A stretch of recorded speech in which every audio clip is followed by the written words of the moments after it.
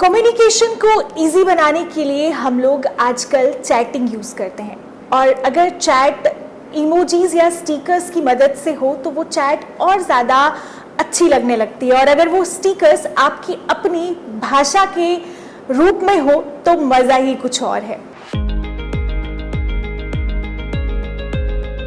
आपको बता दूं कि स्टिकर्स जो है काफ़ी कम्युनिकेशन को अट्रैक्टिव बनाते हैं और हमारे साथ आज स्टूडियो में ऐसी शख्सियत मौजूद हैं जिन्होंने डोगरी स्टिकर्स बनाए हैं। इनसे बात करेंगे, इनकी जर्नी के बारे में जानेंगे और जानेंगे कि कैसे इनके पास आइडिया आया जिससे इन्होंने डोगरी स्टिकर्स बनाए। हमारे साथ दिव्या वासु शर्मा जी मौजूद हैं। सबसे पहले तो आपका स्टूडियो में बहुत बहुत स्वागत है। Thank you ma'am. तो मेरा पहला सवाल आपसे यही रहेगा, डोगरी स्टिकर्स के लिए आपको बहुत जाना जाता है, हालांकि आपकी और भी काफ़ी एक्सपर्टीज़ हैं, लेकिन सबसे पहले इन्हीं से शुरुआत करेंगे। कैसे ये ख्याल आया और कैसे अपनी जो नॉलेज थी आपने इन पे लगाई? मैं कहूँगा मैम कि जम्मू का होने के कारण अपनी भाषा से हमेशा प्यार रहता है और मेरे पेरेंट्स दोनों मीडिया से जुड़े हुए ऑल इंडिया रेडियो से थे, तो वो हमेशा ये रहा कि भाषा के प्रति प्यार, उच्चारण, जैसे हम घर पे बोलते थे कभी कि मुझसे गलती होगी तो वो सुधारते थे कि गलती नहीं गलती होता है। तो वो एक भाषा के लिए हर चीज़ जो एक ना वो impeccable approach and love for the mother language, वो आई बिलीव कि वो शुरू से बचपन से ही ना वो प्रोग्राम हो रही थी हमारे दिमाग में। सो हमेशा चाहते थे कि यार हम डोगरी के लिए कुछ करें। देखते थे कि ये लोग कम बोल रहे हैं कुछ भी, और लगता था कि शायद लोग इससे प्यार नहीं करते हैं। लेकिन जब मैंने ये अपना इनिशिएटिव लिया सो जो रिस्पांस मिला वो तो बिल्कुल ही ऐसा था कि मुझे जो हमारे मन में धारणा थी कि डोगरी से प्यार नहीं करते या उसे बोलना पसंद नहीं करते, वो एकदम से गलत साबित हुई। सो आई बिलीव कि मैम कि जो ये मेरा छोटी सी कोशिश थी, शायद जो मैं प्रयास करना चाह रहा था वो कहीं किसी तरीके से पूर्ण हो गया। कितना समय लगा आपको ये सब डिज़ाइन करने में और फिर प्ले स्टोर में उन स्टिकर्स को इंस्टॉल करवाने में?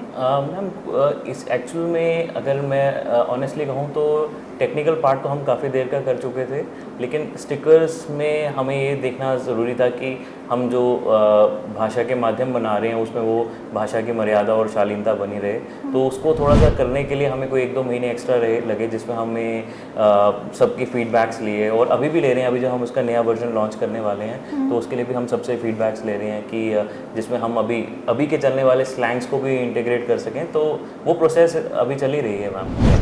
तो ये आपका अकेले का इंडिविजुअल कंसेप्ट था या टीम वर्क था, किस तरीके से किया? बेसिकली मैम मैं उस दौरान में हैदराबाद में था और हैदराबाद में मैं एक प्रोजेक्ट का अपना काम कर रहा था। तो उस दौरान मैंने देखा कि वहाँ पे मेरे जो साथी थे वो तेलुगु में बड़े कर रहे थे, तो मुझे लगा हम कुछ ऐसा डोगरी में क्यों ना करें। और मैंने आके टू बी ऑनेस्ट मैम मैंने ना बिल्कुल एक ऐसे ना बिल्कुल विदाउट एक्सपेक्टिंग एनीथिंग मैंने उसको अपलोड कर दिया कि ठीक है। मेरा ये था कि चलो यार कोई डोगरी के लिए सर्च करे तो प्ले स्टोर पे देयर शुड बी समथिंग। तो जब मैंने उसे अपलोड कर दिया तो विद इन डेज बहुत अच्छा उसका ट्रिमेंडस रिस्पांस, बहुत अच्छा रिस्पांस आया उसका। सो उसने डेफिनेटली मुझे मोटिवेट किया कि मैं उसके नेक्स्ट वर्जन और उसके 3 वर्जन अभी तक आ चुके हैं और अब हम लेटेस्ट भी ला रहे हैं। बट प्रयास I would like to say कि ma'am solely it was my effort, but हाँ टेक्निकल माय एफर्ट, बट उसके साथ साथ जो उसमें स्टिकर्स ऐड हुए उसमें मेरे पेरेंट्स, हमारे फैमिली फ्रेंड्स, उन सबका बहुत ज़्यादा मतलब मैंने देखा कि स्टिकर्स में बिल्कुल ऐसी कॉमन सी बातें जो हम अक्सर यूज़ करते हैं। जी मैम। तो उसमें किसने हेल्प किया? आपकी फैमिली ने, फ्रेंड्स ने? कुछ ऐसी बातें थी मैम, जैसे एक उसमें है डैल है तेरी। हाँ, तो वो डैल है तेरी इतना, या मैम वो तो कॉमनली हम इतना बोलते हैं डैल है तेरी। और उसके बाद फिर मुझे बहुत फीडबैक्स आए मैम, मैंने सोचा भी नहीं था मुझे दुनिया के किस किस कोने से मेल्स आए हैं और लोग अपने सजेशंस दे रहे हैं। जैसे एक था फफे कुटन, वो कि जो लोग मतलब हाँ चुगली करते हैं उनके लिए। फिर चलचे पत्नी टॉप, दैट वाज आल्सो कि वो बहुत ज़्यादा लोगों ने हमारे पास, क्योंकि स्टैट्स आते हैं पूरे कि कौन कौन से सबसे ज़्यादा बार यूज़ हुए हैं। तो ये वो थे कि कुछ स्लैंग्स और कुछ हमने कोशिश की है कि जैसे डेलेनी ग्वाल या कुछ इस टाइप के कि हम मतलब सबका फीडबैक लेके कुछ ऐसी चीज़ें इंटीग्रेट करें कि जो मतलब ज़्यादा मतलब भाषा की मर्यादा को भी मेंटेन रखें और लोगों की कॉन्वर्सेशन को भी इंटरेस्टिंग सबसे ज़्यादा, जैसे आपने कहा कि आपके पास स्टैट्स आते हैं कि कौन सा ज़्यादा यूज़ होता है, तो कौन सा ऐसा स्टिकर है जो सबसे ज़्यादा यूज़ हुआ है? ये चलचे पत्नी टॉप एंड डैल है तेरी, ये बहुत ज़्यादा। अब जो आप नया वर्जन बना रहे हैं उसके लिए कोई कुछ खास हमें और देखने को मिलेगा? क्या सोचा है, कोई नया ऐसा फीडबैक जो आपको बहुत पसंद आया हो? मैम अभी हमारे पास बहुत सारे सजेशंस आए हैं जिनको अभी हम थोड़ा सा इंटीग्रेट करने की कोशिश कर रहे हैं इसमें।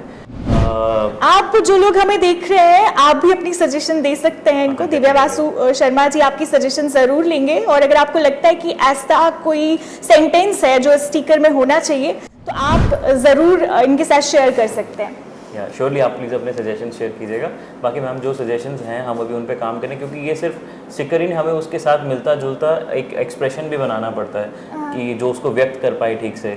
तो अभी हम उसी के ऊपर अभी हाँ, मैंने देखा कि जो आपके स्टिकर्स हैं ये हम आपको स्क्रीन पे भी दिखाएंगे, जैसे केगल, तो मतलब पूरे एक्सप्रेशन के साथ ये बना हुआ है और इसमें थोड़ा ज़्यादा फील आता है। लोगों को कन्वर्सेशन करने में काफ़ी मज़ा आता है, काफ़ी इंटरेस्टिंग कन्वर्सेशन इसके साथ होती है। चलिए, डोगरी स्टिकर्स के अलावा और भी इनकी काफ़ी सारी एक्सपर्टीज़ हैं।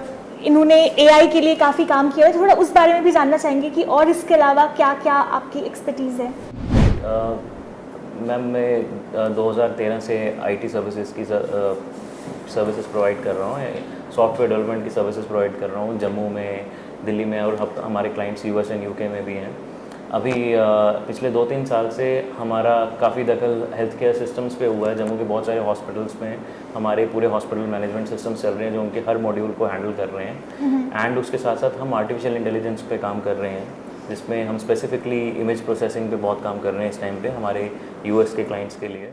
तो जेनरेटिव पार्ट आर्टिफिशियल इंटेलिजेंस अच्छा, में मैं यहाँ आपसे एक सवाल करना चाहूँगी। आर्टिफिशियल इंटेलिजेंस इन दिनों काफ़ी चर्चा में है और अच्छा भी है, काफ़ी हद तक इसने काम इजी भी किया। आप क्योंकि एक्सपर्ट हैं तो आपसे ये जानना चाहेंगे, आर्टिफिशियल इंटेलिजेंस के आने से जहाँ एक तरफ काम इजी हो गया, वर्कलोड कम हो गया है, वही दूसरी तरफ लोगों में एक डर ये भी है कि वो ह्यूमंस को रिप्लेस ना कर दे। तो किस हद तक आप मानते हैं कि ऐसा हो सकता है? मैम ये मुझसे अक्सर ये सवाल पूछा जाता है, और मैं ये कहूँगा मैम कि आज से 20 साल पहले जब कंप्यूटर्स आए थे तब उससे पहले सारा ऑडिट एंड हिसाब किताब सब किताबों में होता था। और मुझे लगता है कि इवन 30 साल कंप्यूटर्स आने के बावजूद भी अभी तक कंप्यूटर की कवरेज 100% नहीं होगी अकाउंट्स पे एंड सब पे। तो मुझे लगता है कि काम बहुत ज़्यादा है, उसमें आर्टिफिशियल इंटेलिजेंस जैसी 10 टेक्नोलॉजीज भी और आ जाएँ तब भी वो ह्यूमन की एबिलिटी को ऑगमेंट ही करेंगी। वो हाँ, जो जॉब्स की जब हम बात करते हैं तो स्पेशलाइज्ड जॉब्स के लिए मुझे लगता है ये एक इंटीग्रल पार्ट बन जाएगा। जैसे अब आज के टाइम पे आप किसी को जॉब के लिए रख रहे हैं तो उसको कंप्यूटर चलाना आता है कि नहीं आता, वो एक सवाल नहीं रहा। तो आने वाले टाइम पे आर्टिफिशियल इंटेलिजेंस भी एक इसी प्रकार का एक ऑगमेंटेड पार्ट बन जाएगा हमारी पर्सनालिटी का, आपके स्किल सेट का। तो आई बिलीव जिनके पास ये स्किल होगा उनके लिए डेफिनेटली ज़्यादा अपॉर्चुनिटीज़ हैं। अच्छा, इसमें आप इमेज प्रोसेसिंग और क्या सिखा रहे हैं? मैम हम इमेज प्रोसेसिंग में कॉन्वोल्यूशन न्यूरल नेटवर्क्स के साथ generative part and deep fakes जो आज के टाइम पे बहुत ज़्यादा चल रहे हैं, हम डीप फेक्स को बस्ट करते हैं कि कोई स्पेसिफिक अगर कोई डीप फेक चल रहा है तो yes this is a deep fake. हमारे पास कुछ ऐसे सॉफ्टवेयर हमने डेवलप किए हुए हैं जो डीप फेक्स के लिए करते हैं, डीप फेक्स क्रिएट करते हैं। एंड डीप फेक्स के साथ सिर्फ इमेजेस ही नहीं, वीडियोज़ वगैरह भी क्रिएट किए जा सकते हैं। ये सब एक जेनरेटिव पार्ट के अंदर आता है।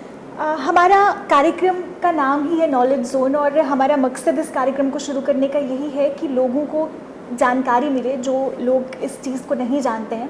तो काफ़ी सारे व्यूअर्स इस समय ऐसे होंगे जो इस फील्ड में आगे आना चाहते होंगे, ऐसा कुछ करना चाहते होंगे, तो उनके लिए जो एक मैसेज आप देना चाहेंगे? मुझे ऐसा लगता है मैम कि जम्मू के लिए अगर मैं स्पेसिफिकली बात करूँ तो जम्मू में बहुत सारे टैलेंटेड लोग हैं, बट मोस्टली सभी बाहर चले जाते हैं, कंपनीज़ में काम कर रहे हैं। कुछ आई नो कि स्ट्रगल रहता है। अगर माता रानी की कृपा से अगर आज मुझे लगता है कि अगर if I am doing well that also took a lot of time, like 5-6 years का स्ट्रगल रहा पूरा, बहुत सारी चीज़ें देखनी पड़ी। एंड आपको अपनी नॉलेज बेस को, अगर हम IT के लिए स्पेसिफिकली बात कर रहे हैं, आपको अपना स्किल सेट हमेशा एडवांस करना पड़ेगा। सो आई वुड से कि अगेन जैसे हमारे प्राइम मिनिस्टर कहते हैं कि rather than going for degrees one should opt for scaling their skill set. अगर आपके पास स्किल्स हैं सो आई बिलीव कि आपके पास जॉब के आपके पास यू हैव एंडलेस अपॉर्चुनिटीज़। चलिए, हमसे बातचीत के लिए बहुत बहुत शुक्रिया। तो ये थे हमारे साथ दिव्या वासु शर्मा, जिनसे आज हमने बातचीत की और उन्होंने अपनी जर्नी हमारे साथ शेयर की और साथ ही साथ कुछ महत्वपूर्ण जानकारी भी आप लोगों को दी। तो आपको हमारा आज का ये अंक कैसा लगा हमें ज़रूर बताइए, और फिलहाल के लिए दीजिए इजाज़त। अगले अंक में किसी और शख्सियत के साथ फिर होंगे हाजिर। नमस्कार।